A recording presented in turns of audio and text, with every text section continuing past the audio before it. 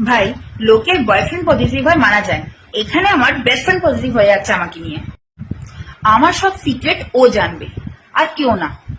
আমি কারোর ক্লোজ হলে, আমি কারোর সাথে ঘুরতে গেলেও জেলাস ফিল করে। অন্য কোনো বন্ধুর সাথে সেলফি যদি আমি স্টোরিতে লাগাই দিই, ও আমার সাথে কথা বলবে না, ফোন ধরবে না, ফুটা দিয়ে আমার জিন্দেগি ঝন্ড করে দেবে। লোকের টক্সিক বয়ফ্রেন্ড হয়, আমার টক্সিক বেস্ট ফ্রেন্ড। ওর আগে অন্য কাউকে ইম্পর্টেন্ট কথা বললে তাহলে তো হয়ে গেল। ও রীতিমতো স্টক করে আমাকে, জাসুসি করে আমার কমেন্ট সেকশনে গিয়ে যে আমার নতুন কোনো বন্ধু হলো নাকি।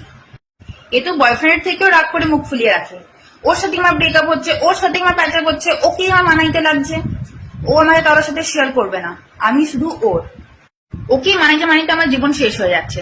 এজ ইফ আমি ওর অ্যাডপ্টেড চাইল্ড, ওর পারমিশন ছাড়া আমি কোথাও যেতেও পারবো না। আমি আমার মা বাবাকে বোধহয় এত ভয় পাই না যত কিনা আমি ওকে ভয় পাই।